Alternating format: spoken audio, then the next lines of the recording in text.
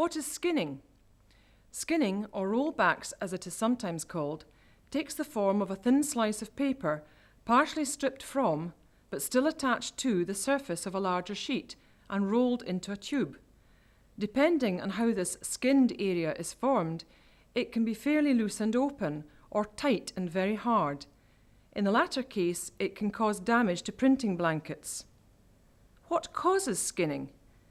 Skinning is primarily a paper handling problem and can originate in different ways. For example, preparing pallets for loading into the press is dangerous, as there are opportunities to slide and drag the reams of paper at different angles.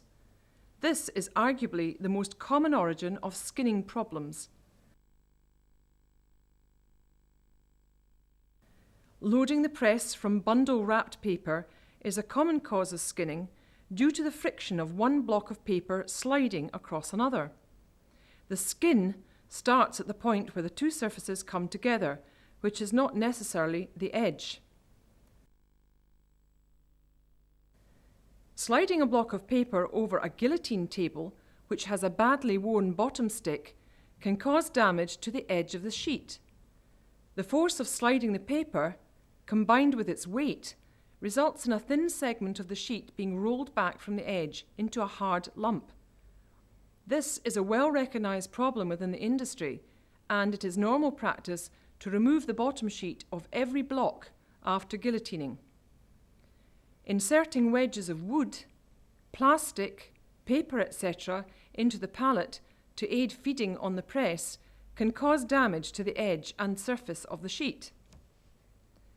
Analysis of customer complaints over the years has shown consistently that more than 80% of skinning problems are on bundle-packed paper. There are no other clear patterns such as grade, grammage, paper machine, finishing equipment, etc. And we know from discussions with printers and merchants that skinning is a universal problem, not exclusive to one or two suppliers.